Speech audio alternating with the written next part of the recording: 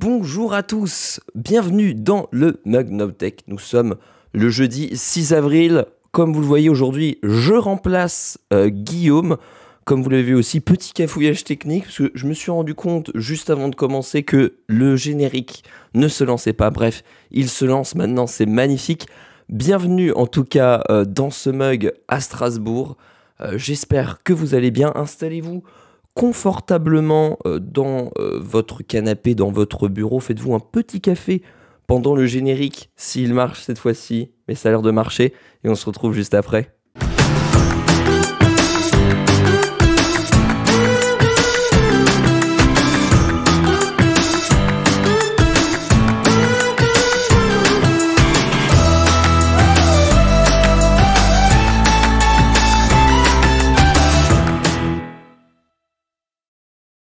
Et voilà, ouf, c'était la panique de dernière minute là quand j'ai vu que ça ne se lançait pas. En tout cas, salut tout le monde, salut Avu, salut Labric76, salut Marie-Laure, salut Flopsatorial, salut MMG7F, salut Nils16GT, salut, bienvenue sur le live. Concours de cheminée avec Guillaume. Non mais alors là, Avu, là, c'est... je suis content que tu soulèves ce point. Parce que, écoute, j'avais mis ma petite cheminée, tu vois, c'était le live strasbourgeois, c'était la petite spécificité, le côté chaleureux du feu de bois. Et bah, qui c'est qui met aussi maintenant des feux de bois? C'est Guillaume Slash. Mais oui, en effet, du coup, concours de cheminée avec Guillaume. Salut Bistropixel, salut Olek, salut Pulse, salut Poppy, salut Saturne 2021. Merci pour ton 18e mois d'abonnement. Merci beaucoup. Bonjour tout le monde. Bonjour Léo, salut à toi. Salut Electric. Electrib45, salut Farketchup, salut Pauline, bienvenue, salut Zeg Big Ben, salut tout le monde. Merci Bartou56 pour ton 25e mois d'abonnement, merci Nils CGT pour ton 6e mois d'abonnement, merci à tous et merci Makai84 pour ton 15e mois d'abonnement, merci beaucoup à tous. Le générique est trop fort, ouais, je sais, Samuel, j'ai pas eu le temps de le régler par rapport aux autres. Mais les autres sont réglés, ne t'en fais pas. Salut Camille, comment vas-tu? Bah écoute, ça va très bien, vous me voyez. Bienvenue à tous. Et voilà, vous avez lancé le train de la hype, là, merci beaucoup pour l'accueil, pour ce mug. En tout cas, installez-vous confortablement, on n'est pas pressé aujourd'hui. On a plein de petites news sympas à voir ensemble. Salut Olivier is here. Salut Melmoc.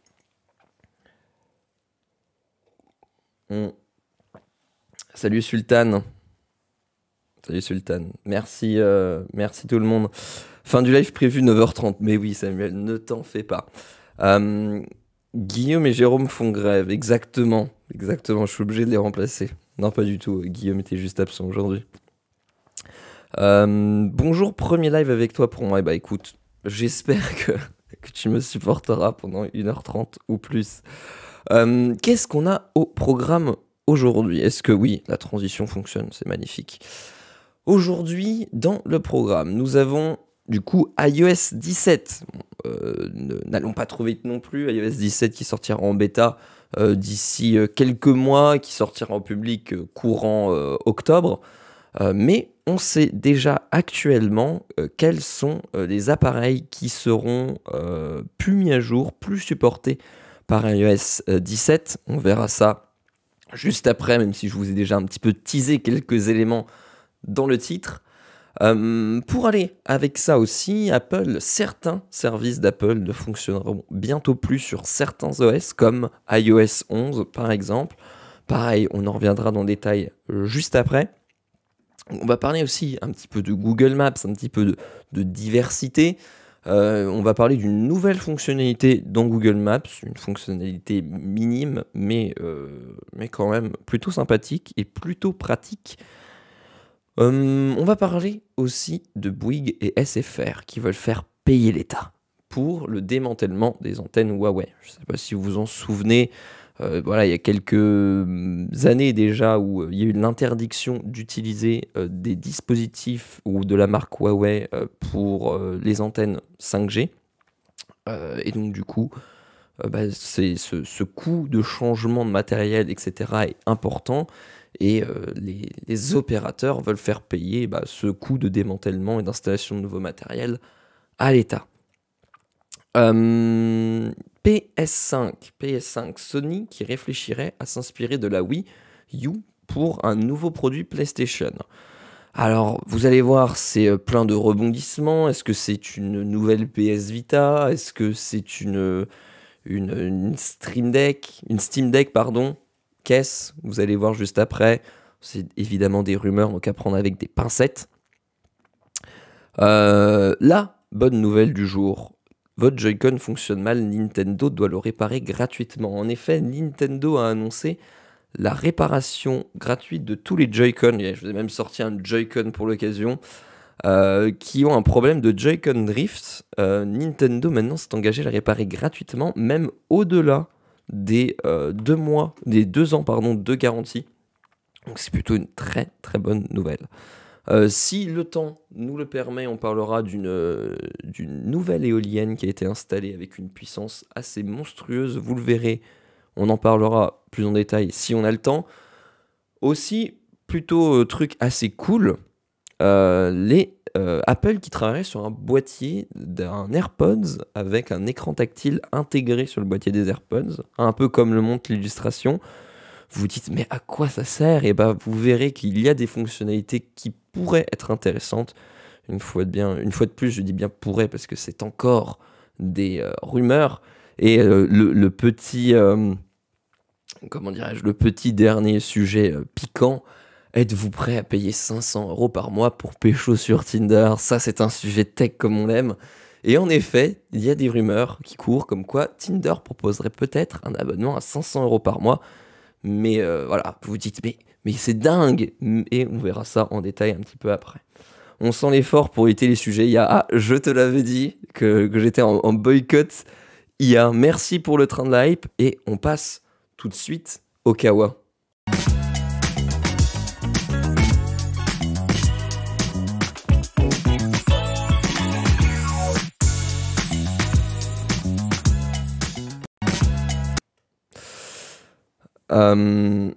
Mais en effet, voilà, j'ai boycotté tout le sujet IA hier. J'ai fait la liste et le e-words. Ça a été vraiment, je ne voulais pas d'IA et pas d'Elon Musk.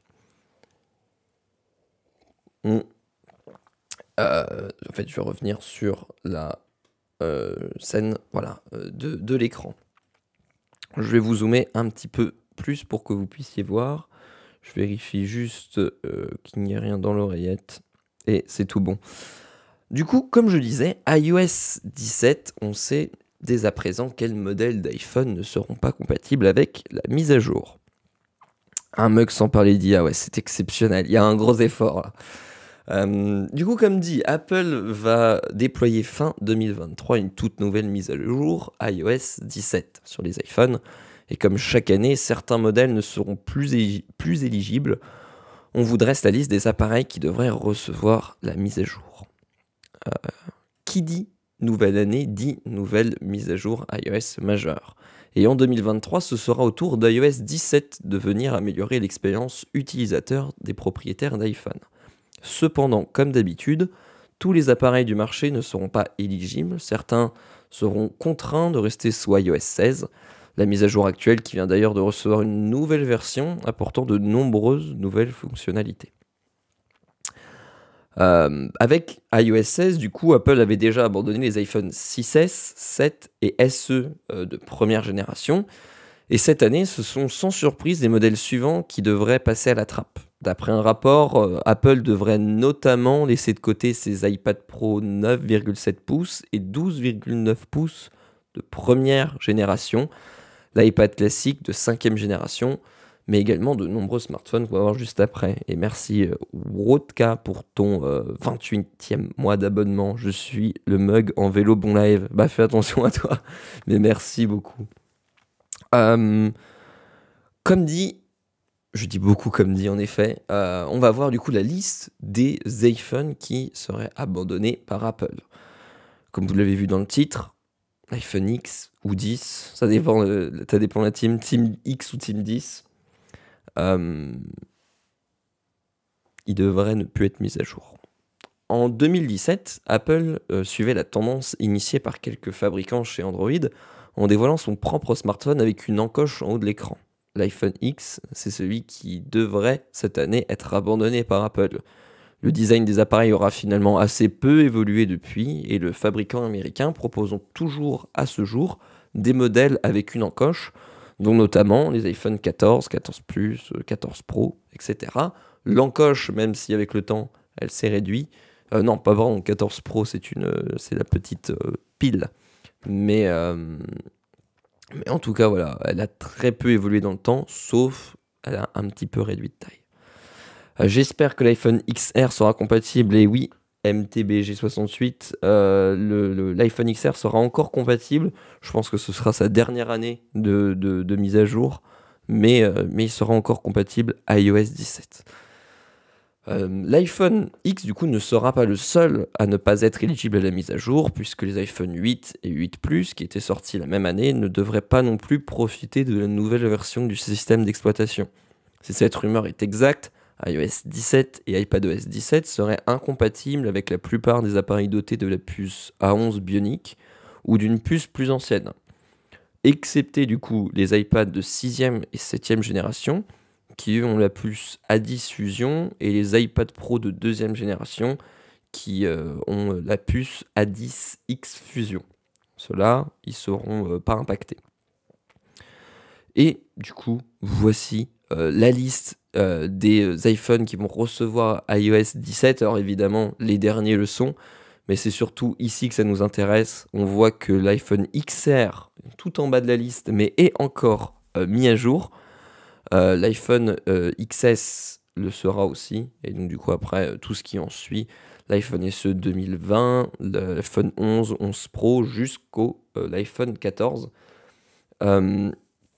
Après, c'est quand même déjà assez ouf quand même que l'iPhone XR soit encore mis à jour. Je sais pas il a quel âge l'iPhone XR, mais quand on sait que l'iPhone 10 est sorti en 2017, ça fait quand même un produit qui a été mis à jour depuis assez longtemps, qui a été maintenu depuis assez longtemps.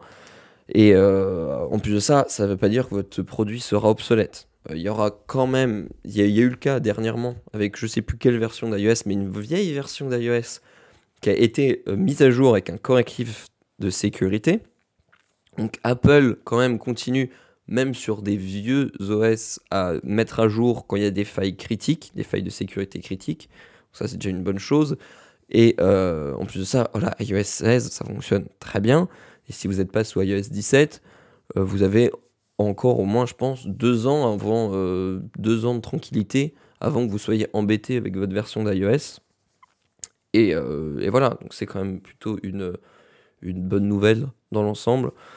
Et voilà, quand même, quand on voit déjà le nombre de produits qui sont encore maintenus par Apple avec la mise à jour, c'est quand même assez cool. Bonjour, OnAffWeb. Ça montre qu'Apple maintient ses appareils encore longtemps. Non, mais exactement, c'est vrai que la mise à jour est maintenue très longtemps.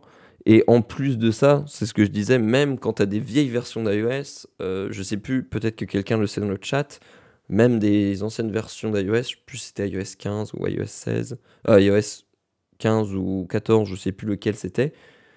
Et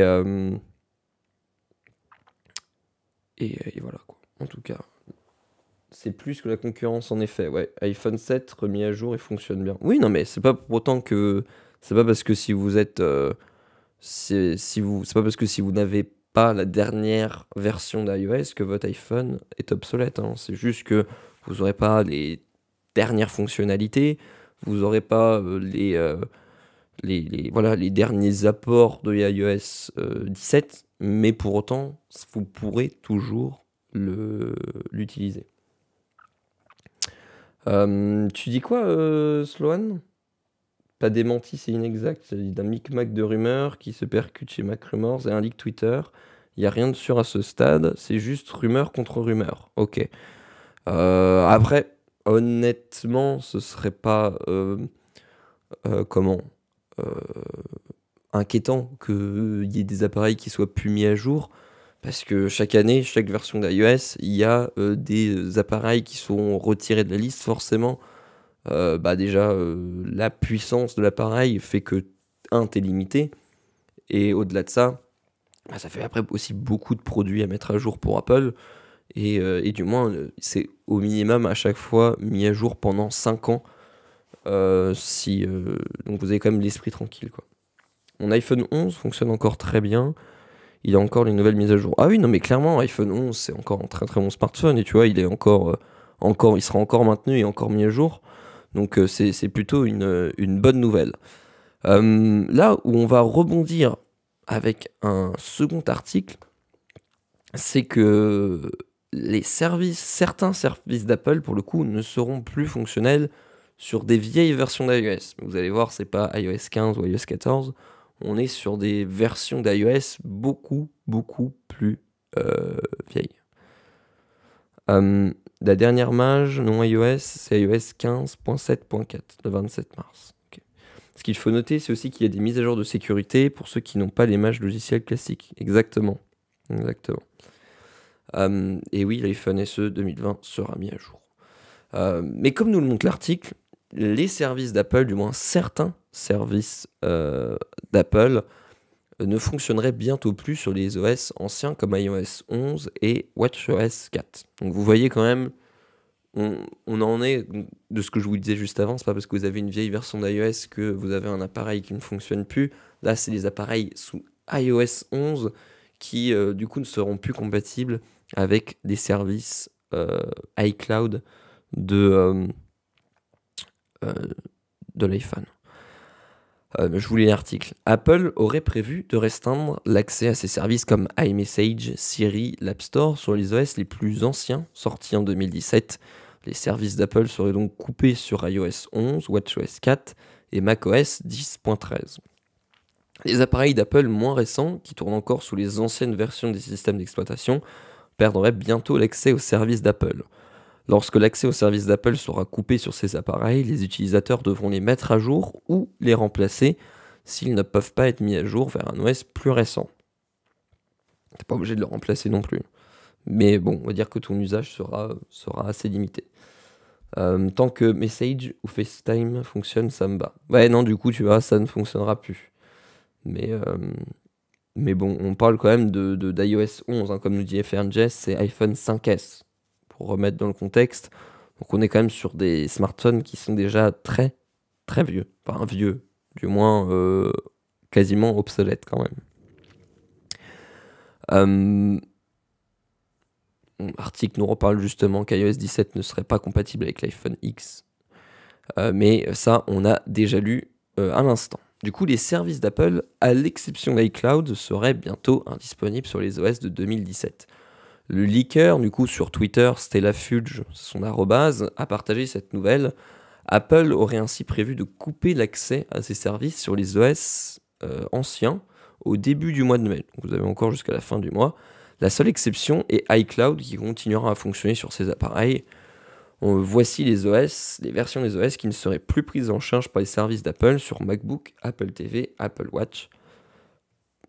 On va voir du coup juste en dessous. Ce que ça veut dire, c'est que soit vous avez un vieil OS et vous pouvez encore le mettre à jour. Dans ce cas, faites-le maintenant. Ce serait bien si vous êtes encore sur iOS 11. Et après, évidemment, si votre appareil ne supporte pas de version au-delà de d'iOS 11, donc déjà, c'est-à-dire que vous êtes sur des très vieux iPhones ou très vieux appareils. Et là, dans ce cas-là, ce ne sera plus compatible avec certains services d'iCloud. Donc vous voyez ici iOS 11 jusqu'à 11.2.6, pour les macOS 10.13, WatchOS 4, donc je sais pas, WatchOS 4 ça correspond à quel dernier device, et tvOS 11. Parce que j'imagine même l'Apple Watch 3, je pense qu'elle doit être bien au-delà. Donc du coup, les services concernés, on en a parlé un petit peu au-dessus. Vous avez Siri qui ne sera plus compatible, iMessage, FaceTime, l'App Store, Plan, Apple Music, Apple TV+, et Apple Fitness+. Donc vous voyez qu'en fait, hormis iCloud, donc en fait vous pourrez encore accéder à vos fichiers sauvegardés avec iCloud. Mais sinon, tout le reste, Siri, iMessage, App Store, etc., ne sera plus maintenu. Et là, pour le coup, ça rend vraiment quand même votre appareil obsolète parce que vous pouvez plus télécharger d'applications, plus les mettre à jour, plus utiliser iMessage, plus utiliser FaceTime. Vous pourrez encore envoyer des SMS classiques et passer des appels. Mais voilà, en tout cas. Il n'y a aucun iPhone qui s'arrête à iOS 11. Si votre iPhone est sous iOS 11, il est compatible avec iOS 12 minimum, donc nous dit FRJS. Donc du coup, si vous avez en effet encore un appareil qui est sous iOS 11, mettez-le à jour si vous pouvez. J'ai une vieille Apple TV 3, ça passera pas. Apple TV que je n'utilise plus depuis 3-4 ans de toute façon. Ouais, voilà. Nous allons donc prévoir l'amortissement d'un iPhone sur 5,5 ans. En partant sur 1300 €, ça fait 20 € par mois. Ah, tu nous fais des calculs savants, là, Y Pomi. Je lis un petit peu vos messages. Rupture, c'est les iPhone 13 Pro, je sais pas du tout. FL 0645. Mais voilà, du coup, en effet, à partir d'iOS 11, votre iPhone ne sera plus utilisable. Après, je sais pas si il y a beaucoup d'appareils, et c'est d'ailleurs ce que nous dit la fin de l'article, aussi radicale semble-t-elle, cette décision ne devrait pas impacter beaucoup d'utilisateurs. En effet, la majorité des appareils qui tournent sous les OS moins récents peuvent être mis à jour. Apple, du coup, qui présentera iOS 17 lors de sa WWDC début juin, 5 au 9 juin. D'ailleurs, restez à l'affût et n'hésitez pas à vous abonner à la chaîne Nowtech Team parce que le 5 juin, on commentera et diffusera, enfin pas diffuser parce qu'on n'a pas le droit, mais du moins on commentera la WWDC en live sur cette chaîne, comme on le fait chaque année. Et donc du coup, Apple veut donc s'assurer que les utilisateurs mettent à jour leur appareil d'ici le mois de mai. Bien entendu, tous les appareils impactés recevront une notification les invitant à installer une version plus récente de leur OS. Perso, j'y vois plus une potentielle mise à jour avec augmentation de la sécurité qui rend trop lent les vieux iDevice qu'une obsolescence. Non mais de toute façon, quand on est sur déjà plus de 5 ans de mise à jour, je sais pas si on peut vraiment appeler ça de l'obsolescence. Et même déjà, c'est assez ouf qu'ils arrivent à proposer des mises à jour sur autant d'appareils, même des appareils qui ont déjà 4 ans dans les dents. Même tu vois, un iPhone XR, il pourra encore supporter la dernière mise à jour d'iOS. Et même tu vois, pour un téléphone qui est quand même pas de toute jeunesse, c'est vraiment ouf, quoi. Tu vas chez Android, tu seras déçu. Ah bah clairement. Après, tu as quand même tout ce qui est Samsung, tout ce qui est Pixel, qui est déjà un petit peu plus mis à jour. Mais c'est sûr que c'est pas aussi autant mis à jour que Apple, quoi. Et ça, d'ailleurs, on en parle souvent lors des vidéos. Jérôme vous le dira, ou même Guillaume vous le dira. C'est aussi une raison qui fait qu'un iPhone, c'est un achat long terme et un achat intéressant. C'est que c'est mis à jour, c'est assez fiable, il y a beaucoup de pièces détachées disponibles. Et donc, du coup, ça en fait vraiment un téléphone qui est vraiment durable et qui peut vous tenir très longtemps, que ce soit sur l'apport de nouveaux usages. Vous pouvez profiter des nouvelles mises à jour et des nouvelles fonctionnalités d'iOS. Et aussi, et surtout, le plus important, que votre OS soit mis à jour contre des failles de sécurité qui pourraient être présentes, quoi. Une dernière conférence jusqu'à 7 ans de mise à jour. Vive les custom OS, Nani Eric. Ouais, mais là, Nani Eric, tu parles à une niche, tu vois. Pas n'importe qui va changer lui-même l'OS de son smartphone. Mais en effet, oui, c'est une solution. C'est pas le même prix non plus. Pixel largement au-dessus, niveau rapport qualité-prix. C'est sûr que c'est un petit peu moins cher. Après, comme dit, c'est pas mis à jour autant que les iPhones. Mais ça n'empêche que ça reste en effet un excellent smartphone, les Pixels. Et merci Dam's Dream pour ton 11e mois d'abonnement, merci beaucoup. C'est vrai qu'en prenant en compte le prix par rapport à la durée de vie, les iPhones sont les téléphones les moins chers. Bah, c'est vrai que vous avez un peu la garantie que c'est un téléphone qui va vous durer longtemps, quoi. Après, c'est quand même normal de supporter un appareil pendant minimum 5 ans. Les ordis sont compatibles avec Linux, Windows pendant des dizaines d'années. J'ai gardé mes PC 11 ans sans problème, ça remet un peu. Là où mon MacBook sera menacé dans 3 ou 5 ans. Oui, après, Jamy, là, tu parles d'ordi, tu vois. Là, on parle de smartphone, donc c'est un petit peu différent. Et en effet, oui, les MacBooks, c'est maintenu à jour aussi pendant très longtemps. Extranat, du coup, avoir un abonnement chez Apple pour changer d'iPhone tous les 4 ans pour 20 euros par mois, je prendrais carrément. Bah, c'est vrai que tu dis 20 euros par mois, c'est intéressant. Un Mac a 10 ans de mise à jour en général. Perso, j'ai un iPhone 8, je le change en septembre car vraiment trop lent, mais bon, j'ai racheté à sa sortie. Ouais, non, mais tu vois, depuis du coup 2017, tu l'as. Tu vois, si tu changes seulement de smartphone maintenant, on peut dire que tu as quand même bien utilisé ton smartphone. Et en plus, j'imagine tu vois, il fonctionne encore. Donc, il est très lent, et ça, je comprends que tu changes 100%. Mais, comment Euh, Tu vois, il est encore utilisable, quoi. C'est ça qui est assez ouf. J'ai gardé mon précédent Mac 10 ans et je travaille tous les jours dessus. Bah écoute, c'est ça qui est cool. Et au-delà en plus de la mise à jour qui est faite régulièrement, bah tu as aussi l'accès à la réparation qui est très simple. Tu as quand même beaucoup d'Apple Store. Et surtout aussi, l'avantage, c'est que tu te pointes même avec un iPhone X maintenant. Chez Apple, ils vont te le réparer. Tu vois, il y a encore des pièces, il y a encore de la maintenance, il y a encore de la réparation qui est faite, même sur des très très vieux appareils. Et c'est ça qui est cool. Après, chacun choisit le smartphone qu'il veut. Mais du moins, on va dire que si vous voulez un smartphone durable, Apple et les smartphones Apple ont fait leur preuve, quoi. C'est vrai que c'est frustrant de voir mon iPhone X quasi neuf, qui ne pourrait bientôt plus avoir certains services de base inaccessibles. Mais bon, c'est de la tech, c'est compliqué à maintenir. Et attention, en plus, Y Pomoni, excuse-moi, tout à l'heure, j'ai écorché ton pseudo. Euh, on parle bien de. Il va plus être mis à jour sur la dernière version d'iOS. Ça n'empêche pas qu'il tournera encore sous iOS 16 et que les services seront maintenus sur iOS 16 pendant encore longtemps. Tu vois, là, il n'y a que les appareils sous iOS 11, donc à 5 générations avant d'iOS, qui n'ont plus les services. Donc ton iPhone X sera encore parfaitement utilisable. Par contre, en effet, plus mis à jour sur la dernière version, mais honnêtement, iOS 16, ça fonctionne très bien, et, et voilà, c'est aucun problème. Euh, Oui, bah voilà, FRNG te dit la même chose. J'espère que mon Mère 1 sera mage pendant 10 ans. Je précise que j'ai un iPhone et je suis sous Mac depuis 12 ans, mais j'en ai changé. Oui, bah je pense, hein. En vrai, c'est assez mis à jour, quand même, c'est assez maintenu. Apple Store, j'en ai 3 à 100 km de chez moi. Ouais, non, mais voilà, tu vois, alors que même une boutique, genre juste une boutique Pixel ou Samsung, t'en as pas. Alors après, t'as certains réparateurs qui sont agréés, mais sinon, c'est quand même beaucoup moins répandu.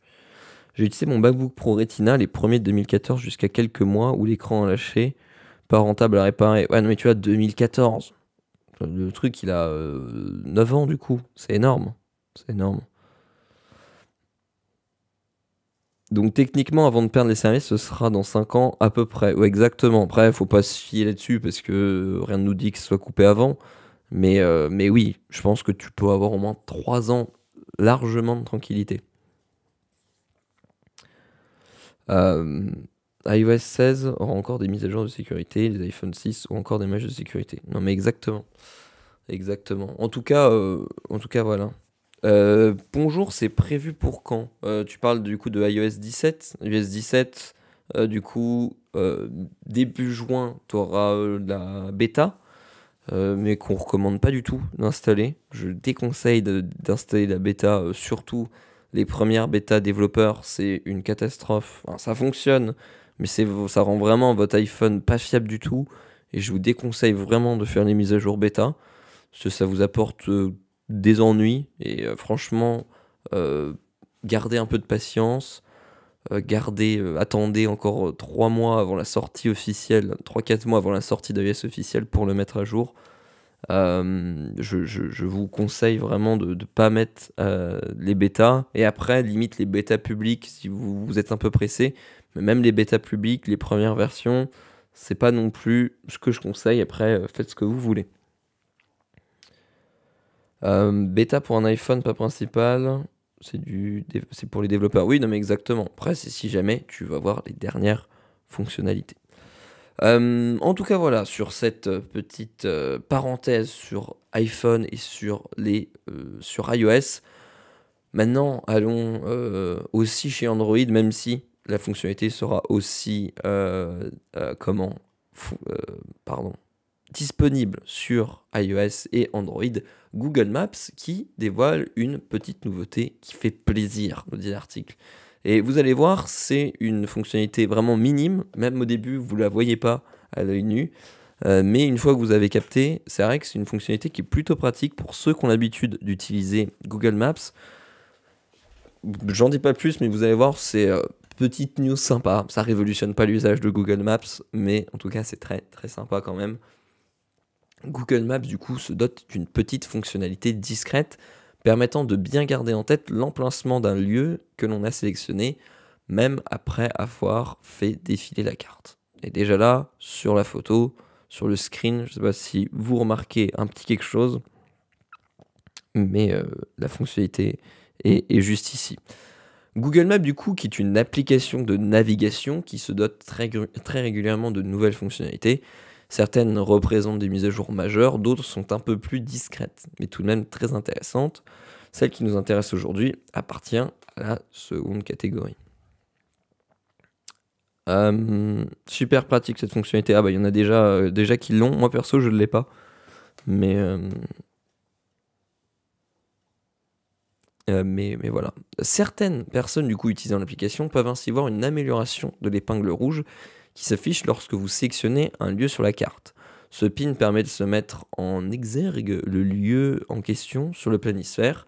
Google Maps le rend désormais plus pratique. Et c'est vrai que pour ceux qui ont déjà utilisé Google Maps, quand vous mettez un point quelque part ou un lieu, quand vous dézoomez, après vous ne retrouvez pas votre lieu sur la carte. Surtout qu'en plus, des fois, il y a quand même 20 000 points d'intérêt ou plein d'infos sur la carte. Des fois, vous perdez votre petit pin ou l'endroit que vous avez sélectionné. Et là, en fait, la fonctionnalité là, elle est plutôt sympa et ça vous permet, je vais vous montrer juste après. Et merci Fezavo, pour ton 13e mois, et merci Bloody Angel pour ton 11e mois d'abonnement. Merci beaucoup de soutenir la chaîne. Donc du coup, la nouveauté est assez simple à résumer. Une fois que vous avez sélectionné un lieu et que l'épingle rouge s'affiche, vous pouvez ensuite continuer d'explorer les alentours en vous déplaçant sur la carte. Ce faisant, si le pin sort de votre écran, il continuera d'être indiqué par une petite icône, une épingle noire sur fond rouge pointant dans sa direction. Et là, en fait, vous voyez du coup sur ce screen ici, vous voyez, c'est vraiment minime, je vous l'avais dit, mais quand même très pratique. En fait, vous mettez un point, voilà, typiquement comme eux, vous vous déplacez sur la carte, votre point, quand il ne s'affiche plus sur la carte, ça vous met un petit pin qui vous dit dans quelle direction est le précédent lieu que vous avez sélectionné. Vous allez me dire, ça sert à rien. Pour ceux qui utilisent Google Maps assez couramment et assez souvent, je pense que vous comprenez aussi un petit peu l'intérêt de cette fonctionnalité, qui est quand même minime, il faut le dire. J'utilise pas Google, donc je ne comprenais pas que c'était un truc qui manquait. Ouais, non mais évidemment, si tu l'utilises pas, au début tu te dis ça sert à rien. Mais si, c'est super pratique, mais évidemment, c'est super pratique. On clique dessus et cela nous recentre dessus. Ouais, c'est exactement, c'est vraiment cool. Du coup, je sais plus qui a dit dans le chat qu'il l'avait déjà. Je crois que c'est ceux qui ont des pixels, je crois que c'est déjà mis à jour. Mais moi, j'ai testé sur l'iPhone, pour le moment, j'ai pas j'ai pas encore la fonctionnalité. Si donc une amélioration mineure, mais qui a le potentiel de bien améliorer l'expérience utilisateur. Sans aller jusqu'à imaginer divers scénarios où cet ajout peut être pertinent, il est toujours bon de saluer l'arrivée d'éléments visuels donnant des indications géographiques sans être intrusif visuellement dans l'interface de l'application. Notez qu'un appui, du coup, comme vous l'avez dit dans le chat, sur la petite icône permet de recentrer rapidement la carte sur le lieu préalablement sélectionné. Un ajout discret, mais est pratique en somme. Et là, c'est ce que je disais. À noter qu'à l'heure actuelle, il n'est pas certain que tout le monde profite de cet ajout. Google n'ayant apparemment pas encore communiqué officiellement à ce sujet. Donc là, Frandroid a fait l'article et chez Frandroid, nous avons récupéré cette fonctionnalité sur un Pixel 7 disposant de la bêta de Maps et sur un Galaxy S23 profitant de la dernière version stable de l'application.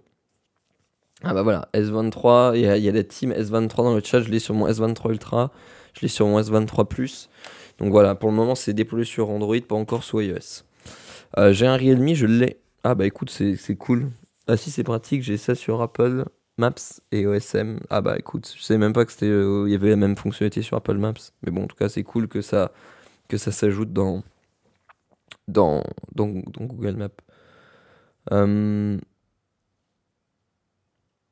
Sinon, il y a des applications basées sur OSM qui sont plus poussées et plus détaillées que Google Maps. C'est quoi du coup basé sur OSM? Ah, oui, OpenStreetMap, pardon. Excuse-moi. Oui, bah après, c'est différent. Après, le gros avantage quand même de Google Maps, c'est les lieux qui sont référencés. Et c'est pour ça que c'est bien ça, c'est OpenStreetMap. Mais c'est quand même la grosse force de Google Maps, c'est tous les lieux qui sont référencés.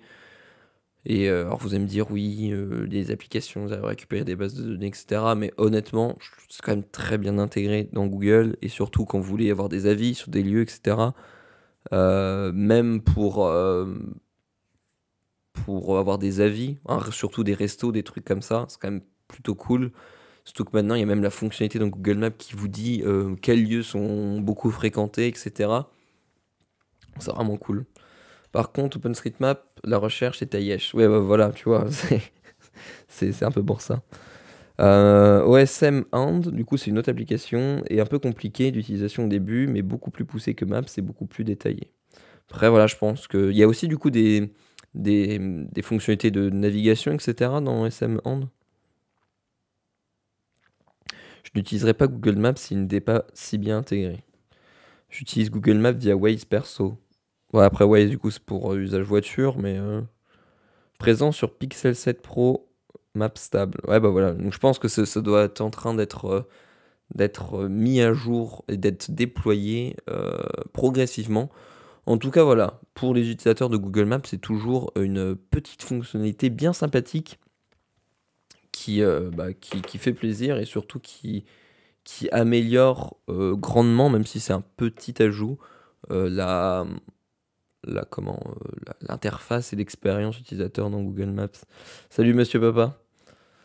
OSM End, ou OSM End plutôt, des cartes sont offline, très pratiques, surtout l'étranger sont data. Ah oui, ok. Après, pardon. Je sais que tu as aussi la possibilité de télécharger des cartes sur Google Maps, si je dis pas de bêtises. Xoda, j'arrive à l'instant, c'est quoi la fonctionnalité? Pour te résumer rapidement, quand tu mets un point dans Google Maps, typiquement ça, ah, tu vois, tu mets un point au musée du Quai Branly.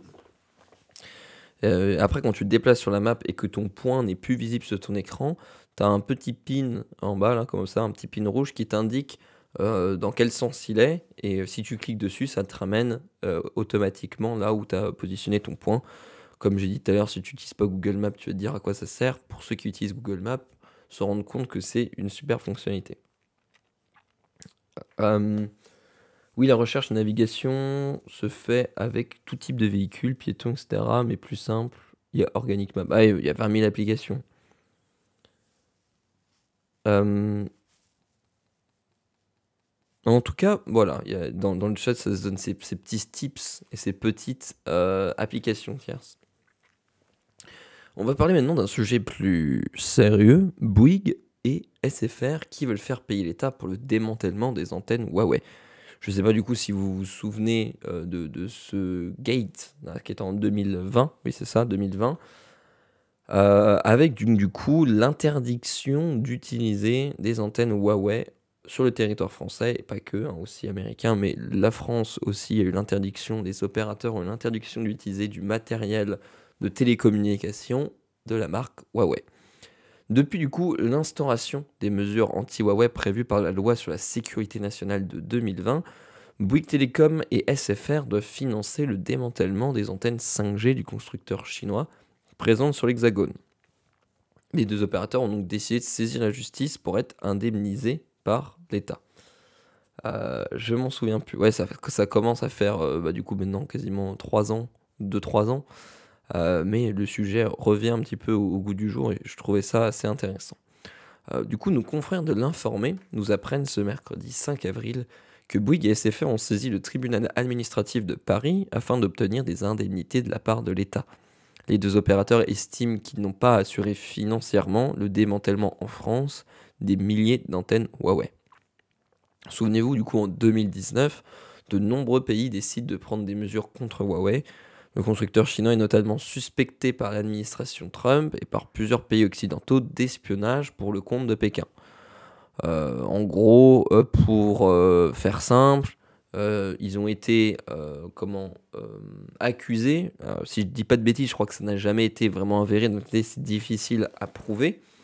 Mais en tout cas, en gros, le problème, c'est que c'est suspecté qu'il y ait des backdoors, donc en gros des portes dérobées, entre guillemets, dans le matériel Huawei, qui permettraient à Huawei du coup de contrôler, entre guillemets, à distance, tous les appareils qu'ils ont, et surtout, en fait, d'avoir un contrôle sur le réseau, du coup, si on prend le cas de la France, d'avoir un contrôle sur le réseau télécommunications de la France, possiblement permettre du coup d'avoir des accès pour dérober ou écouter certaines conversations ou accéder à certaines données, mais aussi peut-être avoir le pouvoir de complètement couper son matériel, et donc du coup qui dans un contexte un peu géopolitique tendu, avoir tout un pays sous contrôle et pouvoir en un claquement de doigts couper les télécommunications dans un pays parce qu'on a des accès dérobés, c'est en effet très problématique. Encore une fois, ça n'a pas été avéré, mais c'est ce qui est suspecté par plusieurs pays et aussi par les Américains. Les Américains, ça les arrange bien parce que comme ça, ils peuvent vendre leur antenne Nokia. Il n'y a que les USA qui ont le droit de nous espionner en toute impunité. Et exactement. Je ne sais pas si l'herbe est beaucoup plus verte ailleurs. Il y a vraiment des antennes 5G de marque Huawei. Huawei, oui, c'est ultra développé il y a beaucoup de matériel de télécommunication qui est Huawei. Hein. Et en plus de ça, l'avantage, c'est que c'est souvent du bon matos. Et c'est pas américain Nokia, je dis de la merde. Excuse-moi.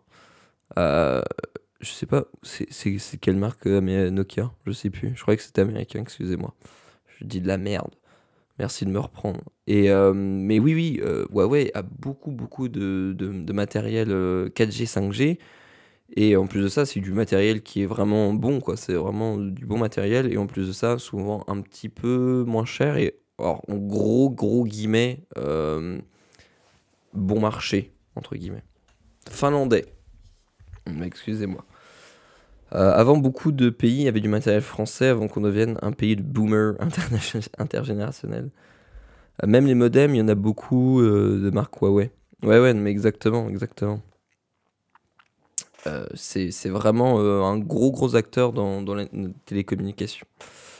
Donc du coup, continuons l'article. La firme de Shenzhen, du coup, est placée sur liste noire aux États-Unis et perd de facto le droit de collaborer avec des entreprises américaines. C'est aussi pour ça que Huawei avait été privé de sa licence pour utiliser Android sur les services Google, et c'est pour ça que Huawei avait sorti ses téléphones avec un OS maison, sans les services de Google et avec que les services Huawei.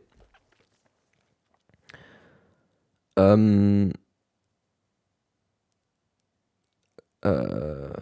oui, c'est bien ça a été racheté par Microsoft, c'est bien ce que je pensais. Qu'on est d'accord quand même que ça appartient bien aux Américains maintenant, si je dis pas de bêtises. Enfin du coup, Papa Eiffel, on verra ça après, c'est pas important. Bref, du coup, en France, le pays s'apprêtait à lancer un vaste chantier pour développer le réseau 5G hexagonal En effet, c'est des mesures qui sont tombées en plein dans la sortie de la 5G et en plein au moment où les opérateurs étaient déjà en train de mettre en place les infrastructures sur le réseau. Pour préserver, je cite, les intérêts de la défense et de la sécurité nationale, les autorités ont instauré une nouvelle loi visant à réduire drastiquement le nombre d'infrastructures réseau de Huawei sur le territoire. Ainsi, les opérateurs comme Bouygues et SFR ont été contraints de démanteler l'ensemble des antennes télécom Huawei d'ici 2028. Les deux opérateurs ont rapidement contesté cette mesure, soit ce que je peux comprendre, t'as acheté du matos, tu l'as installé, t'as pas envie de le défaire et de racheter du nouveau matos, en déposant du coup des QPC, des questions prioritaires de constitutionnalité, auprès du Conseil constitutionnel et en saisissant le Conseil d'État. Seulement, cette demande a été retoquée par les sages. Une opération du coup qui serait chiffrée à plusieurs centaines de millions d'euros. Ah ok, non, c'est pas la division Network, c'est juste les téléphones Nokia qui ont été rachetés par Microsoft. Ok, excusez-moi, autant pour moi. La filiale téléphonique appartient à Lenovo, c'est tout. En tout cas, voilà. Huawei va installer une usine en France. Ouais, j'avais vu ça. Il faut bien se racheter un petit peu. Mais bref, ça c'est d'autres questions.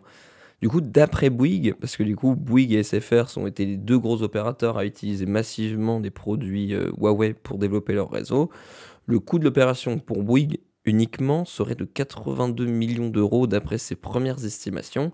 Et encore, ce montant va couvrir le remplacement d'une centaine d'antennes déjà installées.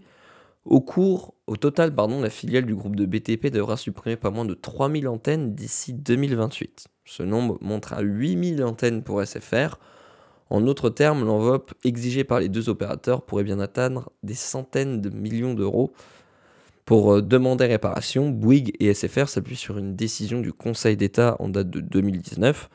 En effet, si le Conseil constitutionnel avait rejeté leur demande, la juridiction suprême s'était montrée favorable à une indemnisation par l'État. Attention toutefois, la partie est loin d'être gagnée pour eux. Les deux opérateurs vont devoir effectuer les demandes de remboursement pour chaque site, de quoi s'annoncer une très longue bataille juridique. C'est ça en effet. Tout ça pour une suspicion, exactement. S'ils changent, autant mettre des 5G. Non mais Nicolas Saint-Pal, justement, je crois que ça couvre plutôt les... Alors, non, il y a aussi les antennes 4G, mais il y a surtout une grosse partie des antennes 5G qui sont responsables, entre guillemets, et qui sont à changer dans le réseau. Je préfère payer pour démanteler que d'avoir les PCC qui m'écoutent pendant les 25 prochaines années. Mais après, c'est comme dit, c'est des suspicions. C'est en effet discutable. Et après, je peux comprendre aussi qu'à la place des opérateurs, quand tu as déjà des infrastructures en place, quand tu as déjà acheté du matos et qu'en plus tu as déjà l'habitude de travailler avec du matériel, devoir tout changer, c'est un gros taf. Et après, en plus de ça, qu'est-ce que tu fais du matos? Oleg te dira, vends-le sur le vide-grenier. Écoutez, Bouygues SFR, on vous offre un petit accès contributeur. Mais voilà, qu'est-ce que tu fais du coup de toutes ces antennes là, Bouygues qui dit qu'on a 3000, SFR 8000, donc tu as quand même 11 000 antennes que tu as sous les bras. Donc je pense que tu peux peut-être les revendre à l'étranger dans des pays qui utilisent des produits Huawei. Mais bref, tu seras quand même perdant quoi. Ils ont pris le moins cher en mode RAF, on verra plus tard, les soupçons, s'ils nous mordent les doigts maintenant. On donne rien du tout, nous. Ah écoute, si on prend une commission sur la vente de chaque antenne vendue, ça peut le faire. Ça peut le faire. Mais voilà, je trouvais cet article assez intéressant quand même. Ça remet un petit peu au goût du jour les un petit peu les problèmes qu'il y avait eu avec Huawei, qui du coup on le voit au final on n'est que sur le début. Quoi qu'il en soit, remboursé ou pas remboursé, d'ici 4 ans, ils seront... Non, 4 ans, on est en 2023. D'ici 5 ans, les opérateurs seront obligés de remplacer le matériel Huawei existant par un autre matériel. Ah mais comment on va propager le Covid 5G si on n'a plus d'infra de Huawei? Ah bah là, avec les nouvelles antennes, ça pourrait être un nouveau variant. Voilà, t'en fais pas, t'en fais pas. Je bosse pour l'un d'eux, mais aucune 5G intelligente n'est Huawei. Si on parle d'antenne 4G, il n'y a pas d'intelligence dedans. Alors l'antenne en tant que telle, non, parce que c'est une antenne. Mais c'est plus aussi tout le matériel qu'il y a derrière et la gestion des antennes. Je sais pas comment vraiment ça s'appelle, mais c'est sûr que l'antenne en tant que telle, c'est des chemins de fil. Donc en effet, il n'y a rien d'intelligent. Par contre, toute l'infrastructure qu'il y a derrière, là, il y a de l'intelligence dedans. Première raison de tout ça, c'était d'empêcher la Chine d'avoir un gros contrat pour la mise en place de la 5G en France. À la place, on a pris un prestat from America parce qu'ils sont pas communistes, donc ils sont gentils. Voilà, donc ça, c'est des questions politiques. Tu t'occuperas de faire des cartons pour la livraison des antennes. Ah, exactement. En plus, on a tellement de place dans l'atelier qu'on peut se permettre de faire ça. Free, ils sont pas impactés, ils ont que 3 antennes, toutes marques confondues sur le territoire. T'es méchant, Olivier. Hello, c'est discutable, mais on peut aussi parler de souveraineté. Je ne sais plus qui disait, un État n'a pas d'amis, il n'a que des intérêts. Oui, non, mais c'est sûr. Mais après, le souci, c'est qu'on n'a pas non plus d'antenne FR, tu vois. On n'a pas de matériel français à développer en masse. Tu peux coupler du Nokia avec une antenne 4G Huawei et actuellement on passe sur du Open RAN en 5G. Tu pourras mixer tous les équipementiers. Là, il y a des pros télécom qui sont dans le chat. Les antennes 4G sont pas actives, les antennes 5G sont actives, ce qui permet des fonctions avancées pour limiter les émissions et réduire la consommation d'énergie. Oui, en effet, c'est ça aussi qui permet de focus l'émission sur un point ou sur des zones plus denses.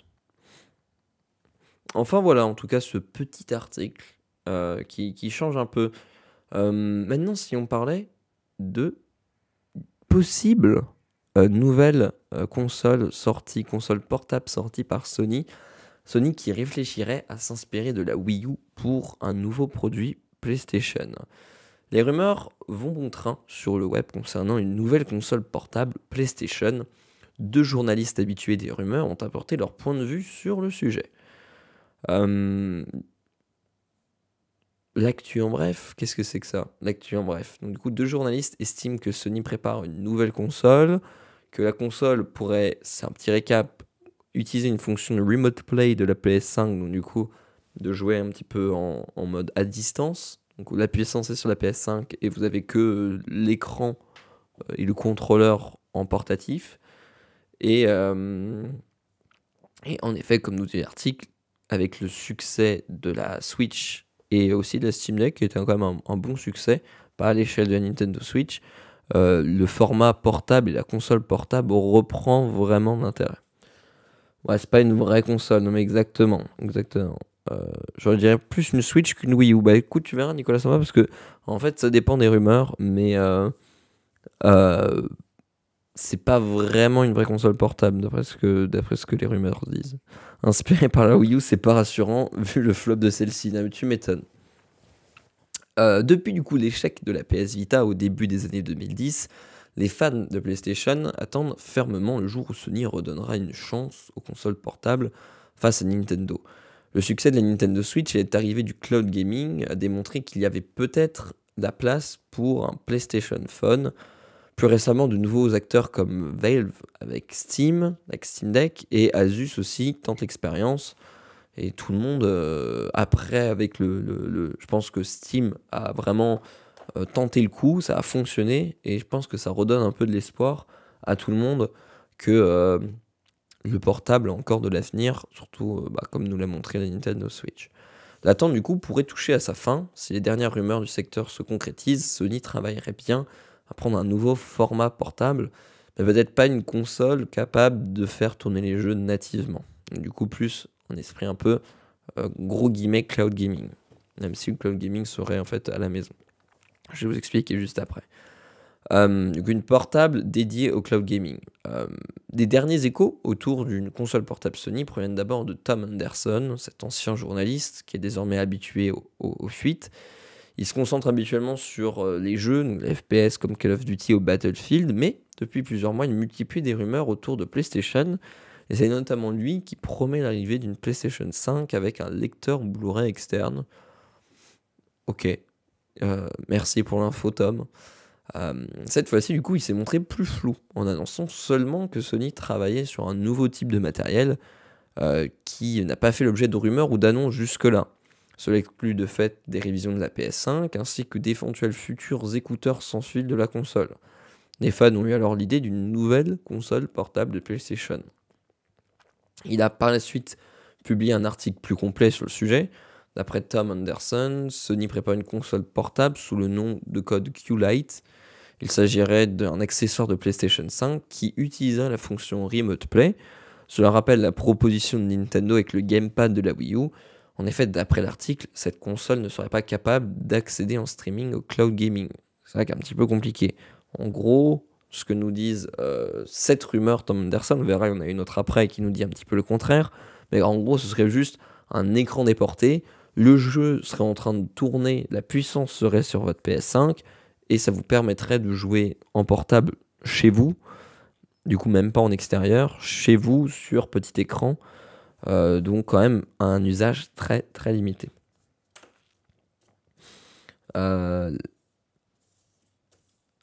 Inspiré par la Wii U, oui non, ok, je lis un petit peu vos commentaires. Du coup, la console prendrait forme d'une DualSense, donc la manette, qu'on aurait intégré et élargi un écran à l'intérieur. D'après lui, du coup, qu'est-ce que j'avais dit? J'ai perdu mon article. Ah oui, voilà. La console prendrait forme d'un DualSense où on aurait inséré un écran large de 8 pouces, à l'instar d'un Steam Deck. La fonction Remote Play se ferait en 1080p, 60 fps. Donc, pour le coup, pas de truc de ouf, quoi. Genre, on est loin d'une console, on est juste sur un écran déporté.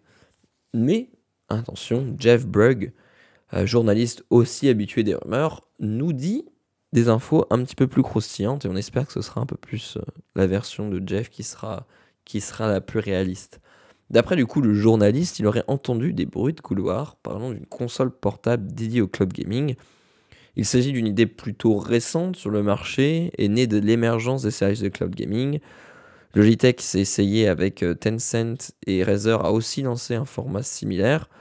En autres termes, une console proposant une manette physique, un écran et une connexion internet pour le streaming de jeux, mais sans la puissance de calcul nécessaire pour les faire tourner nativement. Du coup, on ne peut pas jouer hors ligne. Pour pousser du coup son PlayStation Plus Premium, qui permet d'accéder à un catalogue de jeux PlayStation 4 en streaming, Sony pourrait donc développer un nouvel appareil dans son écosystème à côté de la PS5 ou du PSVR 2. Jérôme en plus vous en a parlé, c'était un petit peu un flop. Et on imagine du coup qu'un tel appareil serait également capable de jouer en remote play, évidemment, depuis une console en local. Peut-on y croire?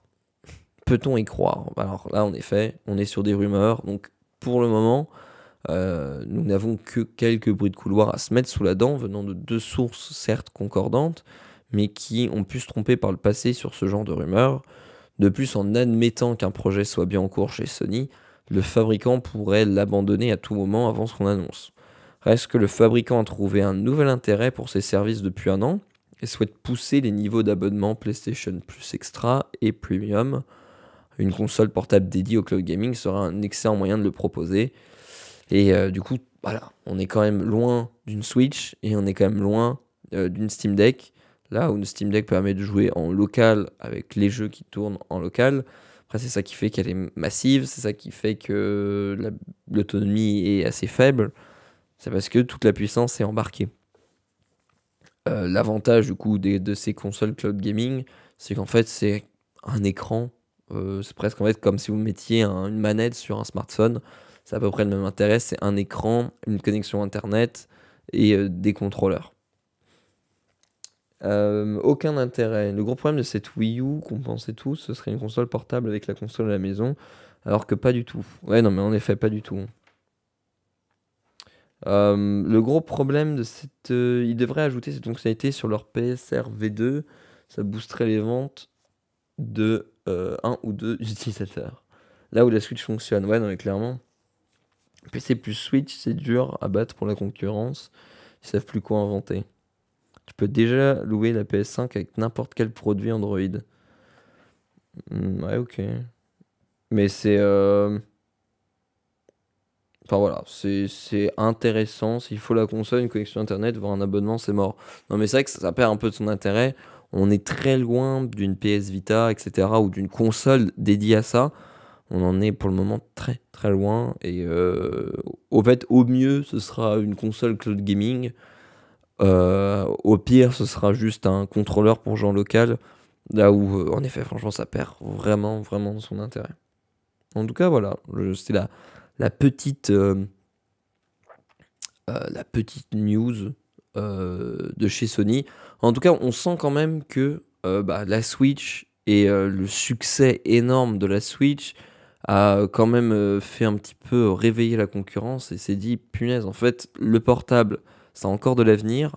Après, la Switch, c'est un autre public, et c'est aussi un concept de fou d'une console de salon que tu peux emmener en portabilité, ou inversement, une console portable que tu peux mettre en mode salon. Le concept est fou, ça a été vraiment un banger commercial, donc forcément, les autres s'y intéressent aussi. La Steam Deck, c'était osé, ils ont réussi, et c'est quand même plutôt un très bon succès, après à une échelle réduite. Donc forcément, les autres, ça donne envie d'avoir une part du gâteau. Cloud gaming, exactement. Et, tu préfères cloud gaming si c'est juste une manette à écran déporté, bof. Ouais, non, mais exactement. Perso, j'avais adoré la PS Vita, elle était super cool, donc ça peut être sympa selon ce qu'ils proposent. La force de la Switch, c'est des jeux. Bah oui, oui, aussi, aussi. La même console en full salon aurait aussi marché. Puis aussi la force de la Switch, c'est que c'est vraiment tout âge, quoi. Ça peut être du très très jeune au très très vieux. Triste, j'adorais ma Vita. La DS c'était un succès, Sony a essayé de rivaliser, et s'est planté. Pourquoi recommencer? Bah parce que justement, tu vois, la PS Vita ça les a bien calmés. Preuve, ils en ont jamais ressorti entre temps. Et là, voilà, ils revoient le succès. Euh, ils, comment? Ils essaient de croquer dans la part du gâteau. La PSP, non, c'était pas un échec. Non, la PSP, ça avait bien marché. Par contre, la PS Vita, oui, c'était vraiment un flop. Mais oui, comparer la PSP comparé au Nintendo, enfin au DS, c'était c'était quand même assez fou.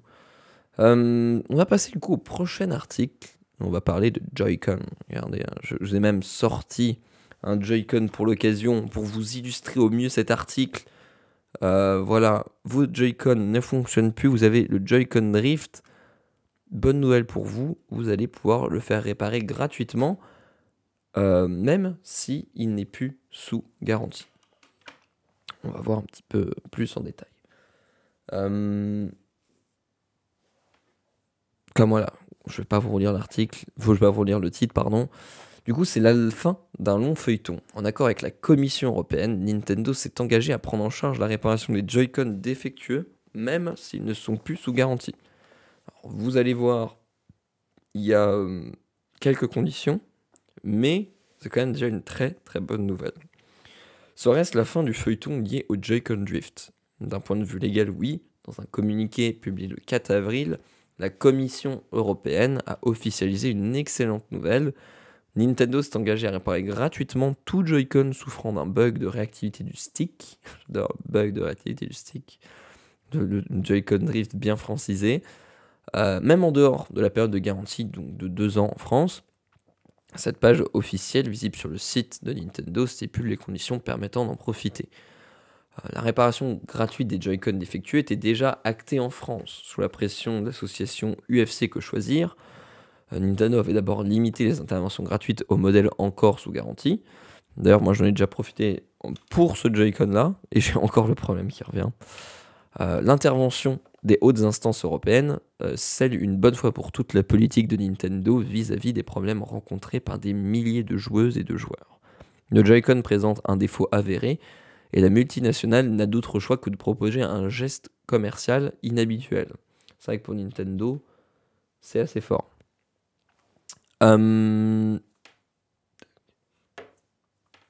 Et du coup, légalement, Nintendo est obligé de réparer votre Joy-Con atteint de drift. L'un des arguments retenus par la Commission européenne pour forcer Nintendo à tenir de tels engagements, c'est bien évidemment le préjudice subi par les propriétaires de la Switch. Plus de 25 000 plaintes reçues par le Bureau européen des unions des consommateurs en janvier 2021. Elle met également en avant l'argument écologique. Comme le problème rend les manettes inutilisables, les consommateurs qui ne sont pas en mesure de les réparer facilement ou gratuitement sont obligés de les remplacer, ce qui engendre des déchets électroniques évitables. Quelques restrictions du coup s'appliqueront quant au caractère gratuit de la réparation. Nintendo refusera d'intervenir sans frais, sous condition. Si le bug est causé par un autre accessoire, logique. Si le Joy-Con a été utilisé à des fins commerciales, y compris la location, ça j'avoue que je sais pas comment tu peux le prouver. Le bug est lié à une mauvaise utilisation du Joy-Con ayant par exemple conduit à sa détérioration, ou que le Joy-Con ait déjà été ouvert, modifié ou réparé. Bref, certains cas aboutiront peut-être à des négociations avec Nintendo, mais la plupart du temps, la firme Nippon réparera votre Joy-Con sans frais et vous n'aurez plus besoin de vérifier la date d'achat pour savoir s'il est toujours garanti. Si cette obligation de Nintendo constitue une excellente nouvelle, ce n'est pas la fin du Joy-Con Drift pour autant, et c'est là où j'allais en venir. Le souci, c'est que, en fait, même si vous allez le faire réparer, le problème, pour le moment, n'est toujours pas résolu. Et le défaut, du coup, pleinement assumé correspond à un design impossible à repenser. L'engagement de Nintendo est une mesure protectionniste et non pas une solution pour le long terme. D'ailleurs, il n'y aura aucun frais de réparation jusqu'à nouvel ordre. Pour envoyer une demande, cliquez sur ce lien. Du coup, uniquement valable en France ou dans toute l'Europe, c'est dans toute l'Europe. Et il faut payer combien S'il faut payer, c'est combien pour réparer? Aucune idée. Mais ce qui est sûr, c'est qu'en tout cas, c'est gratuit.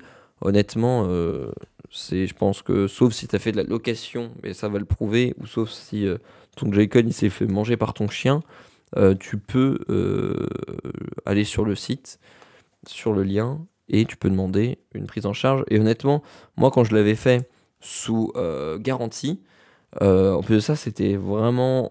c'est un peu fastidieux parce que voilà, il fallait mettre la date d'achat, etc. Mais sinon, ça va, c'est super rapide. Tu as une étiquette Chronopost, donc du coup, ils reçoivent rapidement. Et en gros, sous 2 jours ou un truc comme ça, j'ai reçu mon Joy-Con, donc ça allait vraiment méga vite.